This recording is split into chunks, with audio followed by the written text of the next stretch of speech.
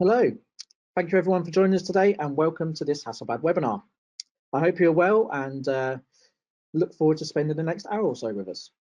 I'm Mark Whitney, part of Hasselblad's global marketing team, and I'm coming to you today from the Hasselblad UK office.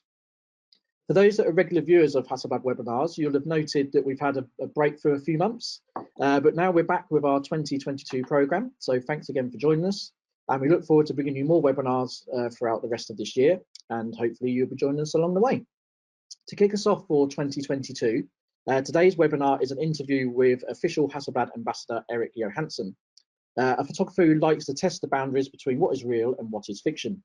We'll be taking a look through some of Erik's images and chatting to him about his background, his inspirations, his processes, and his business model.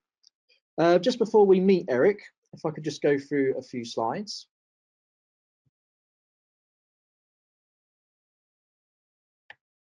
So just to let everyone know that today's webinar is being recorded.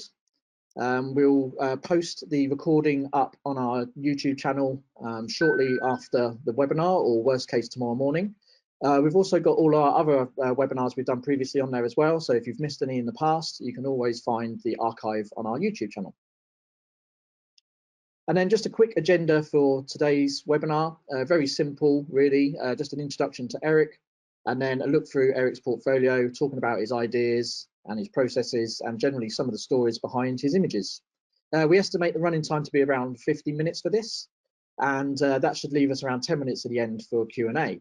So as part of the webinar, in the GoToWebinar control panel you should see down the side of your screen, you're able to ask questions, and that will come through to the team here, and we'll try to squeeze in as many questions as we can, either throughout the webinar or at the end in that 10 minutes.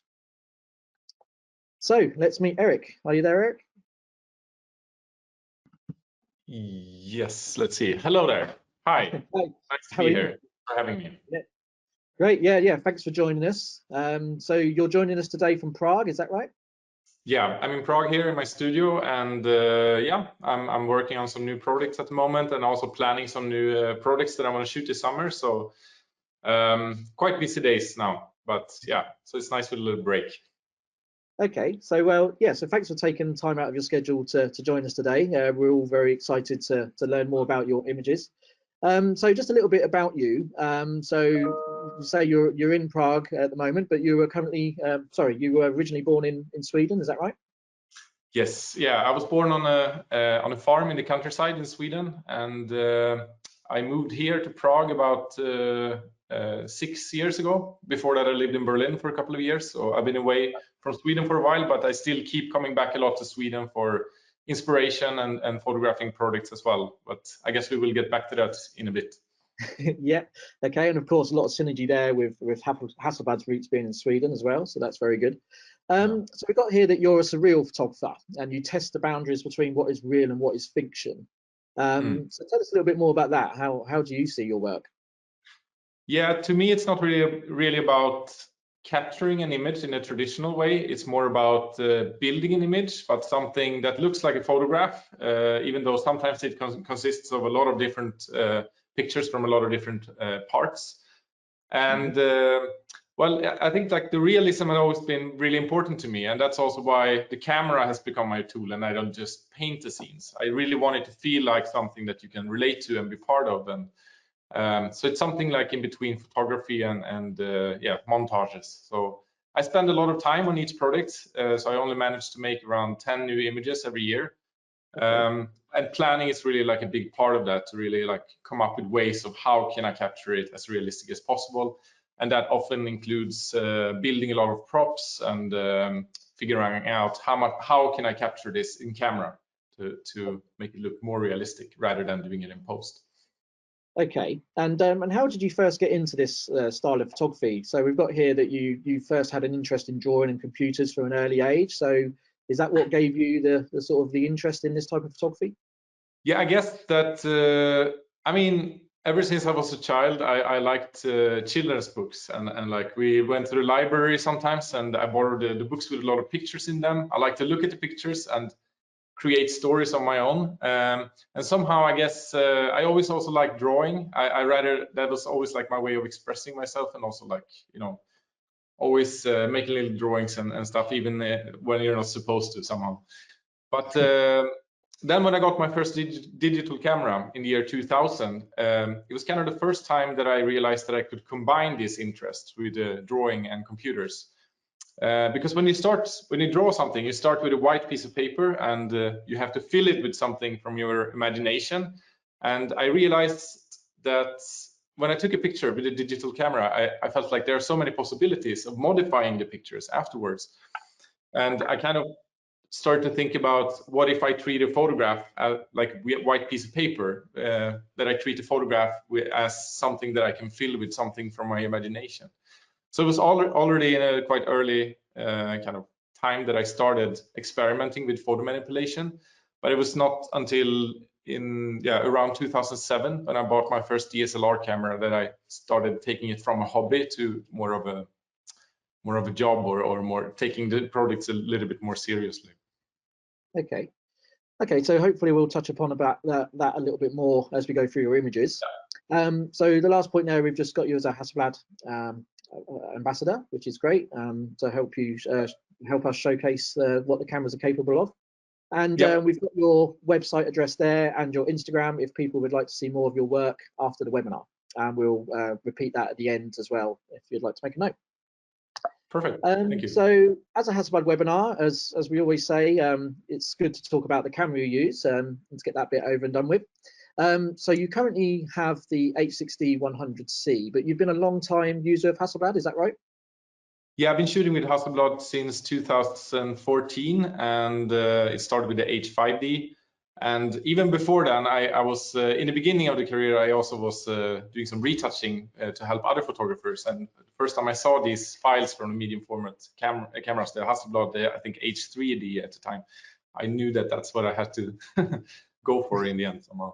So it's a big and heavy camera. It requires a lot of planning, but I think it's for the style, the way that I work with planning it really well. It captures amazing image quality and everything. So it's really, for me, it's kind of like the perfect camera, I would say. Okay, and then you also complement that now with the X1D II. Yes. So how do you balance the use of these cameras? Is there particular uses that you use one or the other, or I would say, I mean, when I can, I like to bring the bigger one, the H60, of course, but I mean, the X1D is an excellent camera for traveling and when you need to go lightweight somewhere, or like sometimes maybe I don't know that, like, will I photograph something here or not? I might do it, and it's like a great companion and something that I can just bring more easily. So I would say today I shoot a little bit more with the bigger one, but the X1D is definitely something that I bring a lot more at times when I otherwise wouldn't maybe bring a camera with me. Okay. So, and a question we always get asked quite a bit is, what lenses do you use most often with the two cameras? Yeah, so with the H60, I used 50 and 100 lenses the most, I would say. I have a 24, 120, 210, and the macro 120 as well, which I use occasionally 10% of the time, but really the 50 and the 100 the most, I would say. And with the X1D, I have the zoom lens, I think it's the 35-75, I believe, and it's really excellent zoom lens for also the way that you can basically pack together three lenses or three focal lengths in in one lens in a way. For me, it makes it very, like, even though the lens is kind of big, it still makes it like a very compact package. So yeah, it works really well. Okay, great, thank you very much. So let's have a look at the images. So these first set of images that we're going to look at, we've grouped them on the theme of like the impossible staircase. I did a little bit of research on this, and it's sometimes known as the Penrose stairs or steps. So is that your inspiration for these images? Yeah, I would say my work is kind of like divided into maybe work that really can't be captured in reality, and this is something that includes in that category. And it basically means that I have to usually really, like, it's a combination of photographing a lot of different images and then trying to put it together. But I always try to build up as much as I can of it already in camera, in order, or like in front of camera, in order to make it look as realistic as possible. So definitely that is an inspiration in a way. And I think it's these images with the impossible shapes, they are quite often about trying to bridge the gap between like what is possible and what is not, and like that the brain always tries to make a sense of things even though it doesn't really make sense. And in a way it's also a way to try to bring these kind of illusions into photography also, and that it doesn't only have to be drawings or paintings. So this was definitely, this image that you're showing here is definitely an inspiration for this image as well. Yeah, so this is the ascending and descending lithograph. Yeah.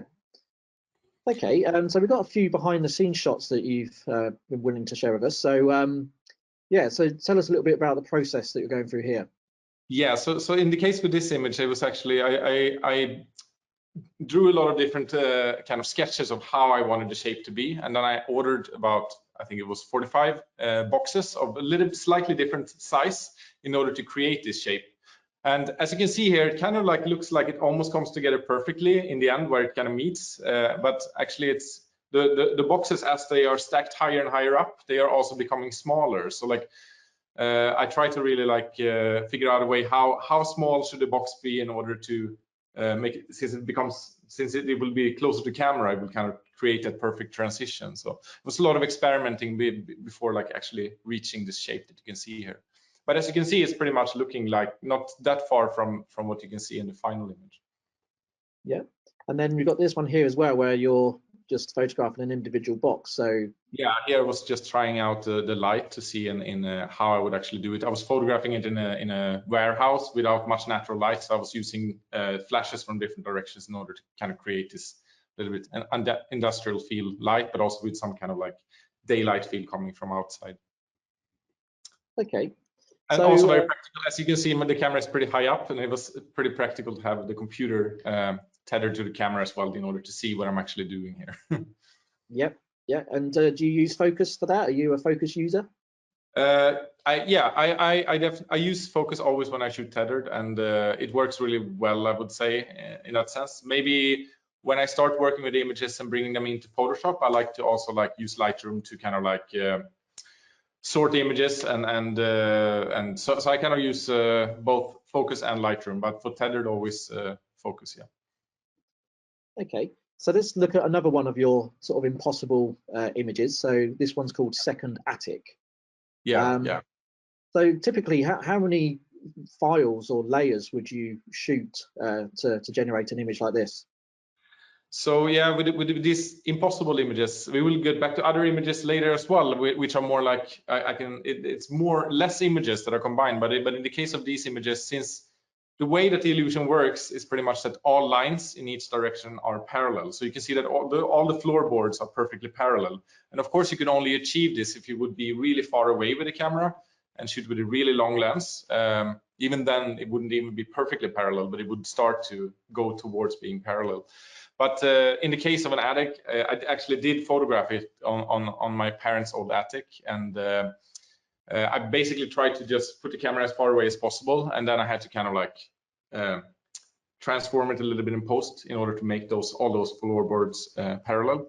And then I photographed a lot of things. I both like built these things up around the area where the hole is there, but also like I photographed a lot of objects separately in similar angles as well. So it's hard to say exactly how many images it is, because like the lamp is one image, and then like there can be parts that are like groups of images, but it's usually a couple of hundred layers that goes into one single image. Okay, so let's move on. Again, another slightly different take on the impossible perspective. Yeah. And it's also about, it's not just about capturing the illusion, but it's also about trying to capture some kind of story. And in the case here, I was thinking about, it started with a very simple shape. I just started with basically a cube. And I was like, when you draw a cube and you just draw all the lines parallel in each direction, it kind of looks like the corner of the cube is pointing in and out at the same time. And that was the inspiration for this idea. So I basically just started with a very simple drawing and then kept drawing it, and it eventually became a house somehow.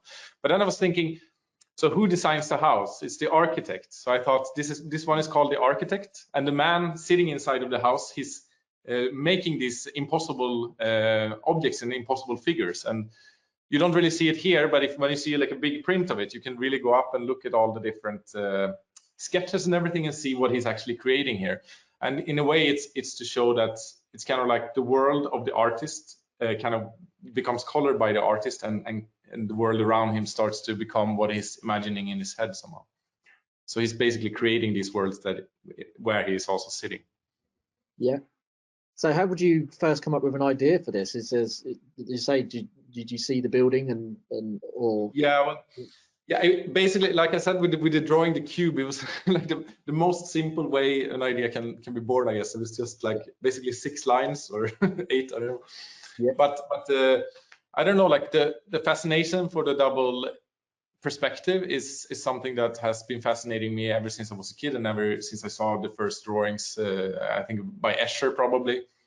And I think the balance between mathematics and perspective and geometry meets like the storytelling kind of aspect of it, and also the photography part of it.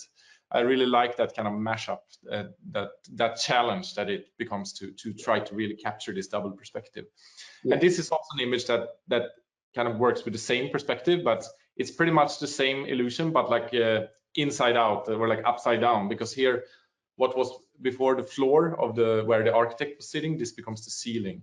And this one is called the library, and it's about this about the worlds that open up through books and through reading, and kind of like the different way of seeing the world, and in a way, so it's about like a hidden library somewhere in the forest, like a magical place somehow that maybe only this little girl knows about. Yeah. Okay, we've had a question come in from Ferry. They're asking, what are the most important points to make a surreal photo look realistic? So I guess it's around, things like shadows and direction of light. Is that the sort of thing you need to pay attention to? No, it's a good question. No one told me what are the most important things when I started out, so I just had to experiment to see what worked and what didn't.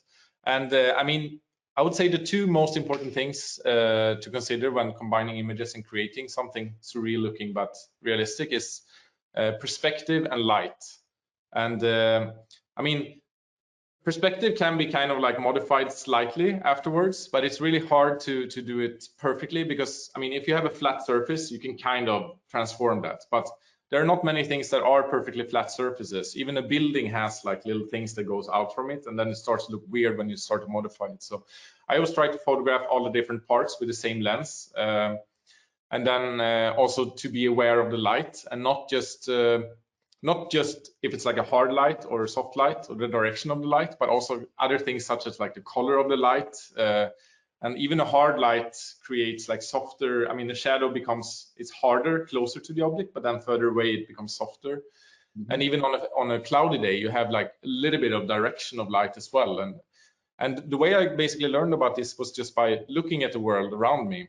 And I always actually also shoot on I never use auto white balance on my camera. I always use daylight, 5500 Kelvin, just to see how the light changes throughout the day. And to me, it was really a nice way of learning about how it changes, because our eyes kind of adapt to it. But when you take a picture on the same white balance, you see how it changes. So yeah, so perspective and light. Long answer to short question, I guess. No, that's great. Thank you. Yeah, and so how long roughly would an average image take you from like your idea or concept through to final image that you're happy to then present? Yeah, it's a quite long process, I would say. It's hard to say exactly how long it takes, because I mean, it sounds maybe silly, but it can sometimes be years even. But it doesn't have to maybe take years. It can take months. It can take weeks sometimes. But it really always starts with a sketch or a simple idea, and I always work on several projects in parallel. I have some images that I'm planning, some images that I already shot that I'm working on, and some images that I just have like rough ideas about. And usually it actually starts here behind me on this wall here, so I kind of like put up sketches. You can't really see it now because it's too small, I guess. But basically, it starts here. I put out the sketches, new ideas that I get all the time, and then I just let them sit there for a while. And the problem is, every time I come up with a new idea, I always feel like it's the best idea I ever had. But if you just let it sit for a while and then you come back to it, and then if you still consider it like interesting after a couple of weeks, I think then it maybe actually is an interesting idea. So it's always the fight with time, that you want to get started on everything, but you have to kind of leave it, and it usually makes a better result. So But if I create around 10 new images every year, I would say that it's, I guess roughly it takes about, I mean, on average then, I guess 1-2 months to complete an image. But yeah, planning it takes the longest. Then photographing it can be fairly quick if you plan it well. And then if you photograph it well, the post work is also not necessarily that long, but I would say on average about a week of post work, and that's usually me sitting one day, just putting it roughly together, then leaving it for a while, coming back to it, and again giving it time to kind of. And when I don't know what to change anymore, I usually consider it done somehow, but it's very hard for me to know exactly when I'm done with something. Yeah, I was going to say, do you ever always sit and think, you know, with the attention to detail, and you know, that is an image ever finished for you, or is there always something you can always find and tinker with? It's, yeah, it's, I mean, the part of the process that I like the least would be like really like the end of it, when I don't really know if I'm done or not, and I have to like just zoom in, look at all the details, maybe like fix some small things. And sometimes I even just like, I have to change this, and then I do some bigger changes and I have to leave it again. But yeah, I guess when I don't know what to change anymore, and if I didn't look at it for a couple of weeks and then I come back to it and I kind of feel like, okay, this looks somehow right, that works well. I also like flipping the image horizontally. I guess a lot of people know about this trick as well. That's kind of the closest you can get to see an image for the first time. It usually, you notice like things that look weird very quickly, but usually I wait with flipping it until the almost very end, because sometimes I did it early on and then I kind of got used to seeing it both ways, and it didn't work anymore, the trick. Okay, just another question from Polina. Yeah. How often do you pre-visualize the project down to every single detail, only to realize that once you start working on it, it takes you in a different direction or visual result? Is that something you have often, where you have an idea but then it ends up taking a different direction?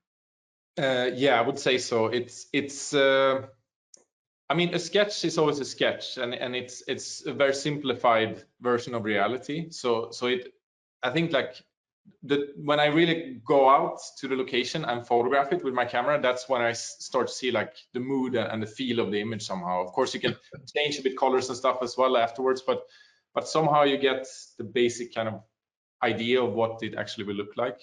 I mean, if it's like sometimes if I have the possibility, I like to, of course, scout the location before, maybe first on like just Google Street View and see what's available images in that area from other people, and then go there myself, try to take some test pictures and stuff, and see where will the sun be throughout the day there and everything. But I kind of like, I mean, I try to plan it as much as I can before, and then I just basically let it.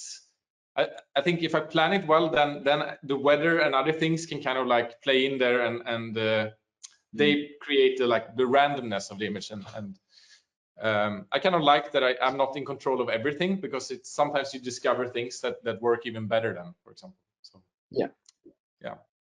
Okay, so let's move on from the impossible sort of style of image. So we've got this one here, full moon service, and you've provided us some behind the scenes of this as well. So yeah, tell us a little bit more about this image.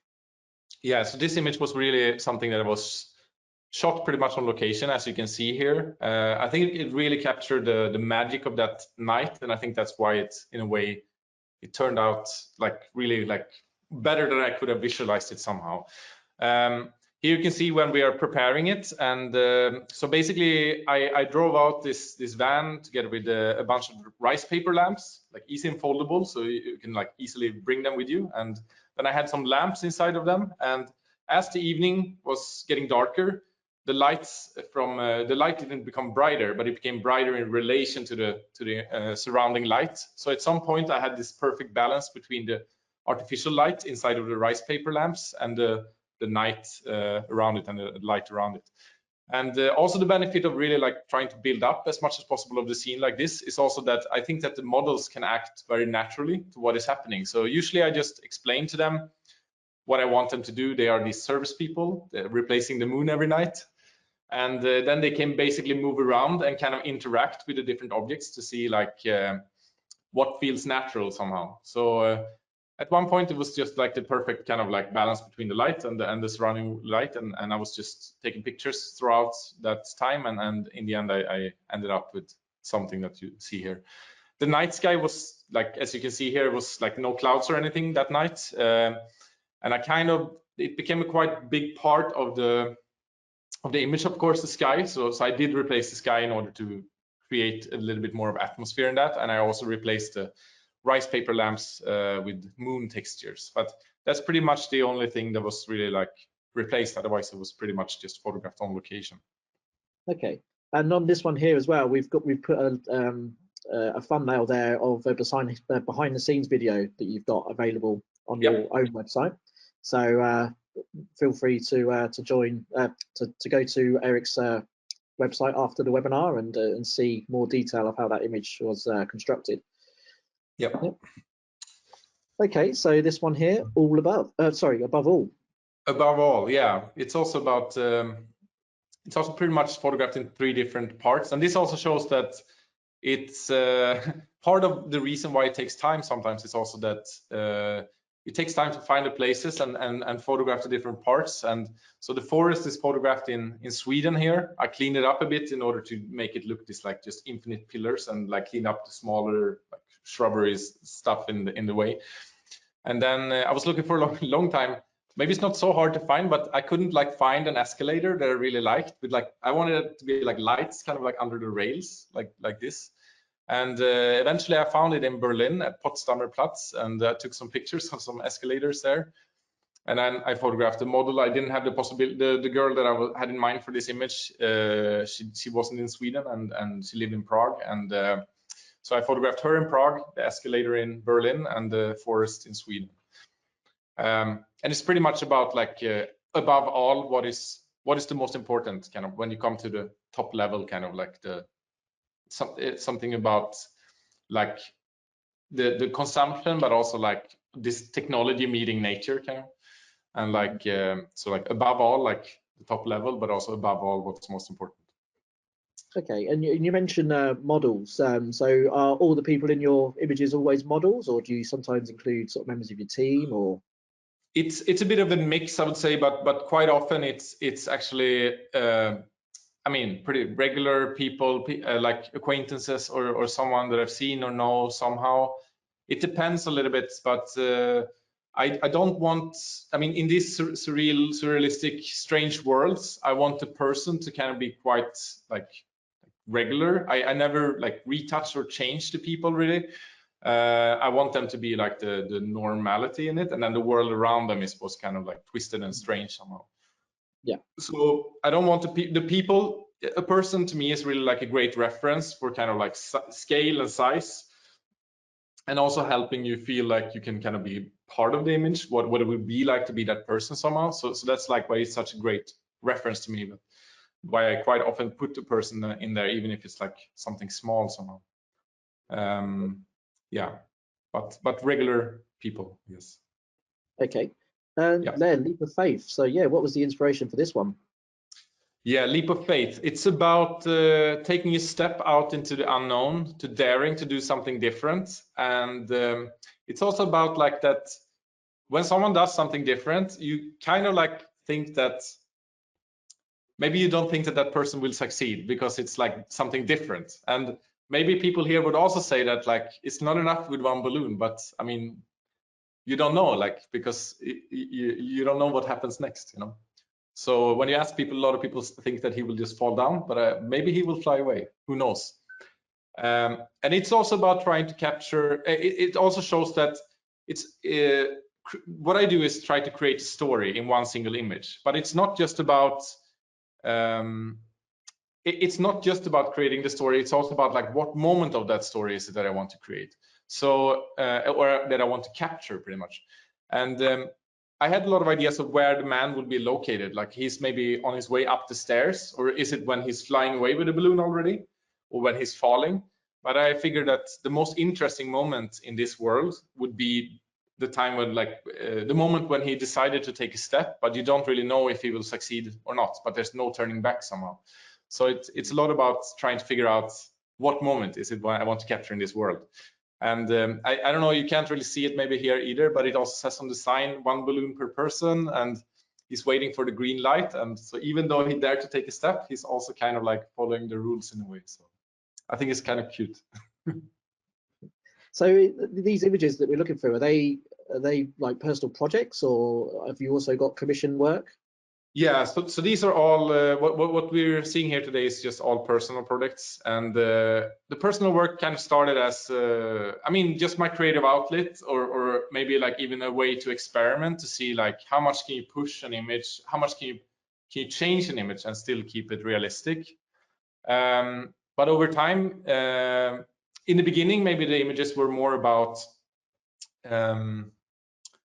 trying to capture something like cool or nice, or like, you know, a nice effect or something like that. But over time, like the story has taken a more and more central part, I would say, in the work, the storytelling aspect of it. And even though I do some commission work these days as well, not so many, but a few times a year, the personal work is, as I would say, what I focus the most on, because I just, to me, it gives me the maximum kind of freedom and maximum creativity, even though I also sometimes enjoy working with other creatives as well, because like it's fun to also like bounce ideas. Yeah, what is your most enjoyable part of the process? Is it coming up with the ideas, or the shooting, or the post-production? Which bit do you enjoy the most, or is it all three? Yeah, I think every part has something good and something bad, maybe. Yeah. I do. I mean, I'm very excited when I come up with an idea and just put it down on paper. Then it can be frustrating if I don't really like it anymore as much, of course. But I would say that maybe the most enjoyable part would somehow be photographing it. I think, like especially if it turns out like in a way that, I mean, you had this idea of this like very abstract sketch in your head, or like very simple sketch, and then you photograph it and you see like, okay, this will probably be quite interesting. So I mean, when you finish it, that's quite enjoyable, but that by then you're usually quite already tired of what you're doing. So I would say the photography step, and also the planning, I think, like coming up with ideas of like the problem solving aspect of it, because capturing something that doesn't exist is a problem, and I think I really enjoy this kind of like problem solving way of working, trying to figure out how can I use the camera to capture this the best way possible somehow. Yeah. Okay. It's called demand and supply. Yes, demand and supply, and it's about kind of how we as people kind of treat the world around us with a like the unsustainable kind of resource collection, kind of like that we're and symbolize that in a way, somehow capture that in a way that makes it more obvious than what the world and how we are using the resources are today, which is quite abstract way of thinking about that we run out of resources. So here's pretty much this excavators just digging out a little bit more and a little bit more, and then sending up the resources to the civilization or the city above. And even though you can see some broken or failed kind of islands further away, it seems like we don't learn by our mistakes. We just keep on kind of digging, because you can always dig a little bit more. And yeah, so it's kind of both supposed to resemble a bit of an hourglass in a way, that like time is running out, but also like a apple core that is something like being eaten, kind of. So this was actually an idea that I had for many years, but I couldn't really find the way, like where could I photograph it, how could I photograph it. But some years ago I went to Faroe Islands, and there are these like really amazing rock formations, and I kind of saw some shapes that I thought like, okay, this is a very good starting point for this image. And then I started looking for the other things. So there's quite often that I have ideas in the back of my mind, and maybe on the board back here for quite a long time, and I don't really know when or how to do it, or if I will ever do it. But sometimes you see something that makes you feel like, okay, it's time to start with that. It's almost like there's a sign, you know, that you see something, and then you just want to get started with that one. Yeah. Okay, we've got a few more questions coming. Nicolay has asked, what size do you normally have your images printed? If you were to exhibit them, what sort of size do you normally print them? Yeah, so it depends a bit. I mean, I do enjoy, like, I mean, the amount of details that a Hasselblad camera captures, and I do feel like printing it big, since the details do allow it, also really helps you you know, bring you into the image and really make you feel like you're part of it, and not just that you can see the image, but also that you can really go up close and see details that you would normally otherwise not really see. So, but the biggest prints I usually do would be something like, I actually have some on the wall here, like size here. So, I don't know if you can kind of see the size, but it's like 180 times 135 centimeters. And it basically starts to become a limitation of the printer, I guess, because my printer here in Prague can print maximum 150 centimeters wide. So it's kind of that is the, or 160 maybe. That's the kind of like physical limitation, I guess. But if it becomes bigger, it's kind of like, I don't know, then you have to stand further away anyway. So for me, that's a quite nice size, but it doesn't maybe fit in everyone's home, but it fits well in exhibition spaces, if it's big enough at least. Yes, so with your personal work, we've got another related question here from Meganad, asking which media do you normally print your work, and when you sell them, do you sell them in limited edition runs? Is that how you would normally do it? Yeah, I kind of the medium I use, I mean, I use fine art papers usually. I've been experimenting on different materials, but I somehow really enjoy like I mean, the paper feel and the amount of detail and everything that goes into that somehow. So I've been experimenting with a lot of paper, but I usually use a matte paper, Hannemüller Photorag 500 gram paper, or for the medium-sized kind of prints, like around A2, and for the bigger ones here is Hannemüller Photorag Baryta. And yeah, I do sell the bigger sizes are limited editions. I also want kind of my work to be not just something like super exclusive, but that everyone should be able to have. If they enjoy my work, they should be able to have it at home as well. So I sell some like smaller prints as well that are not a limited edition. They're a little bit simpler paper, but still like a nice paper.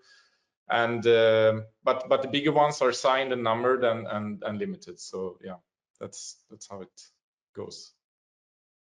Okay. So this one, yeah, head in the clouds.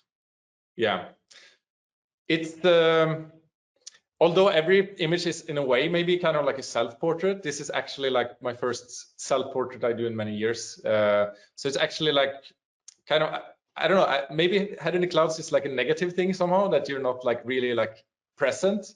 But I think it's also somehow like about creativity and like that you let your head float away somehow. And I do feel like ideas, they kind of come and go a lot, and almost like clouds. So I kind of thought that it would be like a nice way that like the mind just floats away, like kind of like a ripple on a lake somehow, and that the ideas are like represented by the clouds, just come and go pretty much. Yeah. So, but I wanted the reflection to kind of look realistic. So I didn't really know like how can I make a realistic reflection of kind of like person standing upside down or like in water. So what I did was actually that I bought a mannequin about my size, and then I dressed it up in my clothes, and then I just put it upside down in water and photograph it with the head submerged under the water, so that I would actually get just to photograph like the ripple reflection kind of it. Wow. So that shows the little bit silly, sometimes silly amount of like work that goes into like shooting a small detail, but I think it's somehow like it looks a little bit better to do it for real, and it saves a lot of time in Photoshop, and I just enjoy the process of that as well somehow. So yeah, but you mentioned like the detail that the camera can provide you. Can that also be a challenge when you're then doing your post-production? You know, is the increased amount of detail then harder to work with in terms of making a perfect image?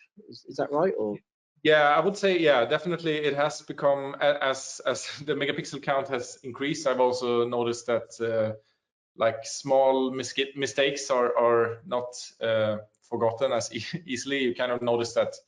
That's why I really try to capture, try to make as much things as possible on location. I much rather photograph a model on location in like tall grass than trying to individually cut all of these grass afterwards and like making that somehow look good. I've noticed that that's like a really tricky task. So it's rewarding in a way that like it really captures all the details, but it also captures all the mistakes if you do those. And even though I've like been doing this for some years now, I still feel like every project I learn something small new, like a small thing that I bring with me to the next project that I need to like, okay, I need to think about this next time. So, yeah. But yeah, I think it's more rewarding than the other way, but you have to be more aware of like trying to really like capture it well already from the beginning. Yeah. Okay, we got another question from LT asking, is Erik doing all the post-production on his own, or does he rely on helping hands? So I think it's all yourself, isn't it? Yeah, it's actually all myself. To me, the post-production is like kind of equally important as the photography, and I kind of feel like I need to do it myself because it's part of the vision. And sometimes I also see when I start putting it together, I have an idea of how I want it to come together. But sometimes I maybe have photographed something a little bit differently, and I just try to put it in there, and then I see that it even works better. So I think the post-production is not just doing, it's also like partly a little bit creative as well, because you notice things that will work better together as well. I guess like someone could help me with like cutting out things because it's not the most fun always, but I feel it almost like meditating in a way, and the post-production it's something I have to do somehow. It's just to make sure that it becomes I don't know, like it's the perfectionist in me as well, and I don't know, being perfectionist is not always a good thing. Maybe it makes you also let things take a little bit too much time sometimes, but I guess it's rewarding when you finish something at least. Yeah. And in terms of your Photoshop skills, are you self-taught? Like how did you learn to do what you do with your post-production? Yeah, I am self-taught in the way that I have learned the tools by trying basically, and maybe it's not the fastest way of learning. It includes a lot of failing, but you kind of learn the tools. You really learn the limitation of the tools, and I mean, I would say the biggest misconception with my work is like, oh, this is created in Photoshop, but it's really about planning. And I mean, the image doesn't become better than the material I have to work with, and the material is the photographs, and that doesn't become better than how I planned it. So like in the end, it really comes down to the planning. I guess like, I mean, the tools I use in Photoshop are not necessarily that complicated. It's pretty much just putting a puzzle together. Like I just have to find the pieces that I have photographed. And then it's just like a lot of layer masks, adjustment layers, such as curve layers to adjust the colors and the contrast, just to make it all match. And then it's basically like just sitting through all these like little masks and like, you know, fine tuning and like smudge tool, like pushing it. And so I wouldn't say that nothing like revolutionary has happened in Photoshop lately that is like an amazing tool for me. It's more like it's really about the basic stuff, but doing it like really well, I guess, somehow. Okay. A related question, actually, a question from Lucas. Well, they're asking what is the average finished image, the file size of a finished image, and how many layers do you normally sort of typically end up with for one of your images? The files, so the file size from the Hasselblad camera is roughly a little bit above 10,000 pixels on the wide end or the long end, and I usually like what I do is like I start with a canvas that is like slightly larger than that. So like I usually 12,000 times 9,000 pixels. That's usually my canvas if I work on a like 3x4 format. And because since I shoot a lot of different parts, I can kind of like put it there and here and there kind of. And so that's usually my final resolution as well, 12,000 by 9,000, and that's usually not like, that's more than you need usually. Like a lot of, even the prints behind me here are a little bit lower resolution, and they still were perfectly fine to print in this size as well. And the amount of layers is roughly, I would say, anything from 100 to a few hundred layers. And I always work in 16-bit color depth. That does make the files more heavy, but I've noticed, I mean, you have so much more. When you use a lot of adjustment layers, like it's easy that the colors and the fine gradients break up. So I always really, even though it's heavy, I try to work in 16-bit colors. Yeah. And it can almost be like another hour of this post talk, but I would maybe we stop there. So you must have obviously lots of external storage, and because the file sizes must be what, several gigabytes, is that right? Or yeah, luckily I'm not doing filming that much, because I guess that eats even more hard drives. But yeah, I mean, I do have like I have a Dropbox folder for all of my current projects in case the computer would crash or something. So I have it in the cloud, and then I also have external storage like a NAS in the studio, and then I have external backup in my home as well. So like in case there's a fire or something. yeah. But yeah, it's not too much, but it's a couple of terabytes of data every year, I guess, that I produce. Since I do a lot of the time is planning, so I'm not like shooting every day. It's like I'm shooting once in a while, so it's not like that incredible amount of data in the end. Okay. Yeah. Okay, so go back to the images. This one here is called Falling Asleep. Yeah. I think personally, when I first saw the behind the scenes of this, which again we've got a thumbnail of there on your website. So the model there is actually shot underwater. Yeah, it was another of these projects that I had in mind for a long time, about like the feeling of right when you fall asleep, when you're like kind of like almost like you're floating into the dream world, to another world somehow, something between the world we are in and something else. And I wanted to try to capture that feeling of like floating or flying kind of into the dream world. And I wasn't really sure how I wanted to do it. I thought that it would be nice if a person is weightless, but how can I make someone weightless? But then I was in a photo festival in United Arab Emirates, and they were doing an underwater workshop in for underwater photographer, and they asked me if I also wanted to photograph something in that water tank that they built. And I didn't really have any experience of photographing underwater, but luckily the water tank was built out of like thick plexiglass, so I could actually be standing outside of it. So I basically I had an underwater model, and then I just pressed the camera up against the glass with like a dark fabric behind me in order to like avoid any reflection from the glass. And then I put a flash outside of the tank. I thought there would maybe be some bedside lamp. I made a very simple sketch of the idea that maybe there's a bedside lamp floating next to her. So I put a flash right outside the tank with a yellow gel on it to create this that you can see in the thumbnail there, like the warmer light on the side of her, and then like a big softbox above the tank that would like act as a kind of big fill light somehow. So then after I photographed the model, I basically just photographed, I photographed in a room like a lot of different objects. I basically was throwing up slippers in the air, like books, like water glass, trying to like attach things in like thin strings that I could retouch out afterwards. So to make it all kind of feel like that the whole room is kind of floating away somehow. Yeah, amazing. Okay, and this one here called Soundscapes. So using the trees there as the audio waves. Yeah, that was basically how the idea came from, just like thinking about. I think I was like editing one of my behind the scenes videos or something, and I just had a quick look at the audio track, and I kind of felt like, okay, it almost looks like little trees like reflected in a lake. And I was thinking, how can I, is that like, can I use that for an image somehow? And to me, music has always been very inspiring. I spend a lot of time listening to music while I'm working. And I thought it would be interesting to make an image about music somehow, or like that music can create something, because it almost feels like that to me. Sometimes I'm listening to music and then I feel like the creativity comes to me somehow. And so then I was thinking, okay, so if there's sound waves kind of becoming some kind of forest, so where are they coming from? So what are they coming from?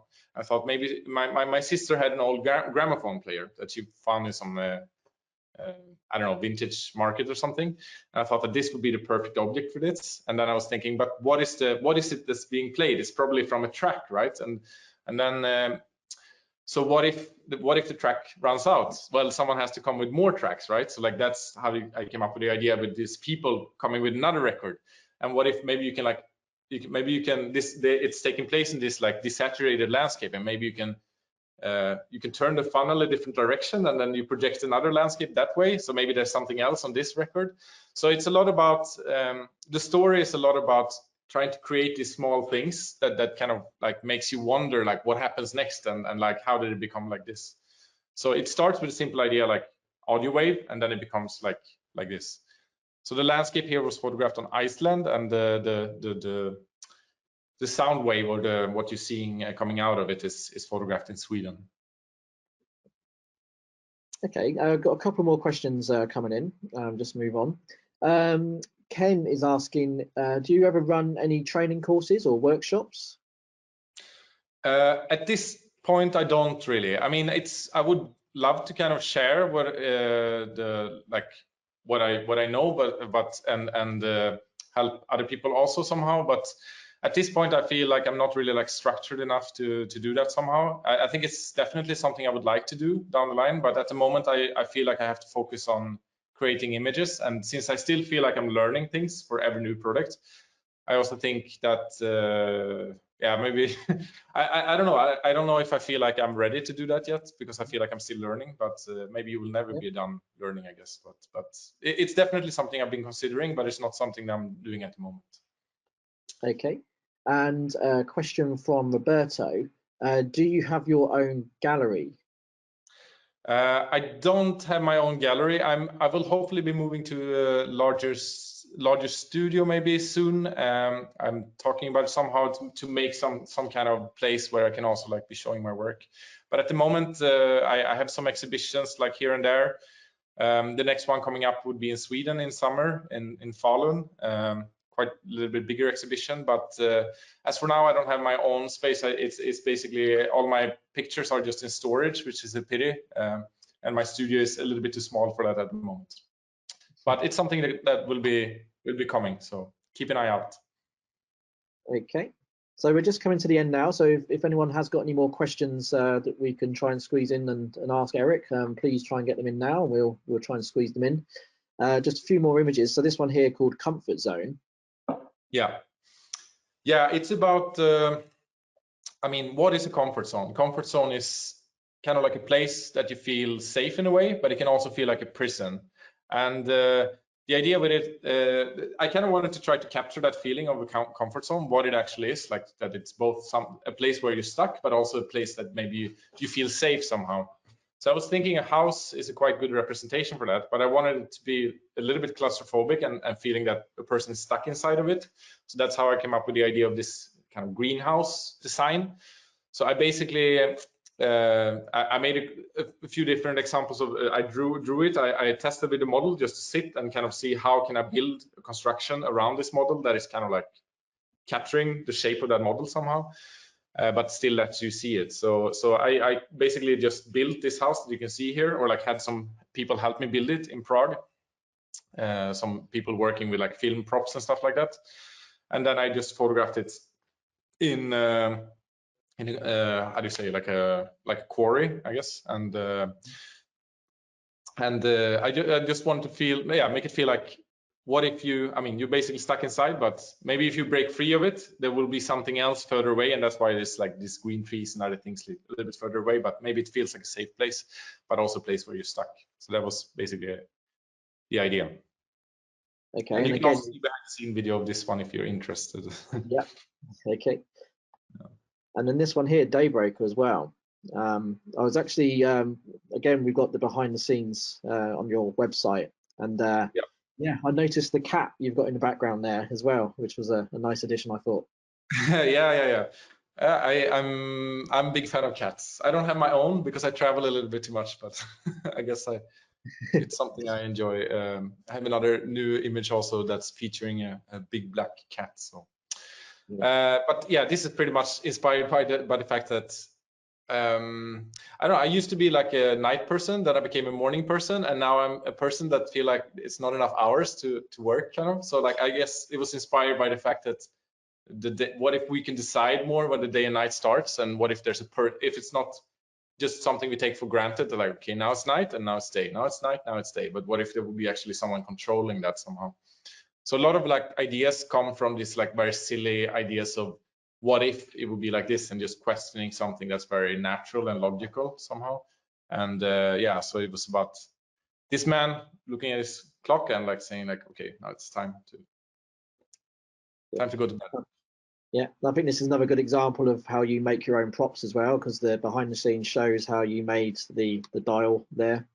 Yeah, exactly. This I felt like in order to make it look realistic, like on the space there, I also had some people help me build this. I made some sketches and they built it for me, and I transported it from Prague to Sweden where I photographed it. And in order to also make it look like the transition between day and night, I also used a flash on a high pole, basically on a high light stand about 7 meters up on the left side. And I used a large flag in order to kind of like prevent the light from hitting the man and the lever in the upper part, to only hit him on the ground and the foreground. And then I also photographed the landscape and the background, both in like on a sunny day, but also in the night, in order to create that transition, because the flash it's not strong enough to light the whole landscape, obviously, but it can light like parts of it at least.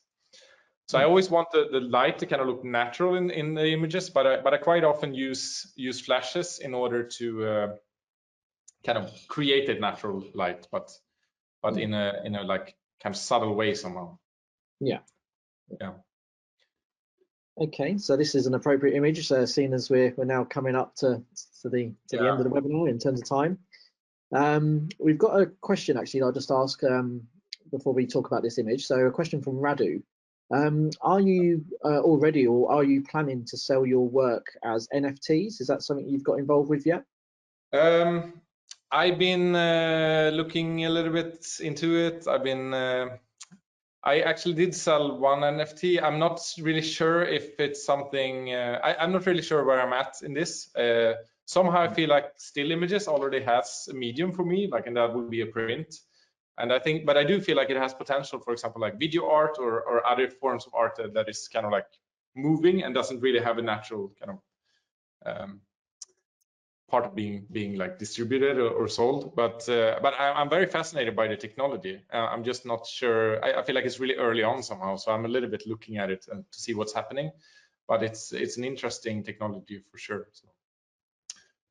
Okay, and then just to finish up, we'll talk a bit about this "Give Me Time" image. And again, there's some behind the scenes on your website showing the camera there, which is good. Yeah, it's pretty much about. I mean, the irony of like "give me time" and then these people coming there on the left-hand side with more time that will just like make it maybe even slower. I guess the struggle of like going through life and like feeling that there are more and more things that kind of like, you know, pulls you back, and like I mean, to me also that the projects take so much time to realize also makes it kind of it's frustrating that I come up with a lot more ideas than I have time to realize. I guess in a way that maybe ensures quality, like instead of quantity, but it is frustrating, and I think like struggle with time is a subject that I keep coming back to a lot, and in many ways. Okay, so so as I say, it was an appropriate image to finish on, for the time is now up. So thanks very much for taking part and sharing some of those stories and some of the ways that you create your work. Very much appreciated. Yeah, thank you for having me. It was a great talk, and thanks everyone for coming and listening as well.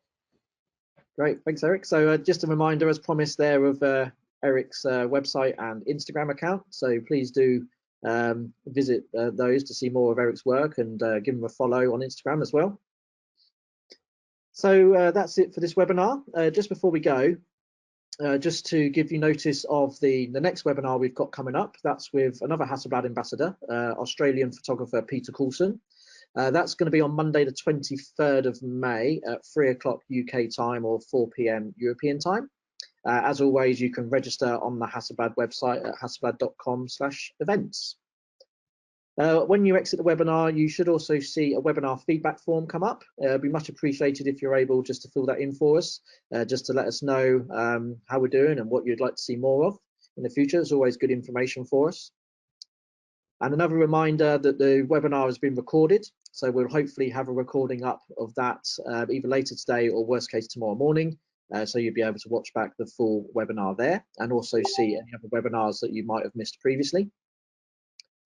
And then finally, for more information on Hasselblad, of course, you can visit the Hasselblad website, where we've got everything on there from future webinars and events, everything about our products, everything about our partner network around the world, lots of inspirational stories, lots on Hasselblad's rich history, and you can, of course, request a demo on there and request any support that you may need as well. So that's it. Thank you very much for joining us, and we'll hope to see you again for another webinar soon. Thank you very much.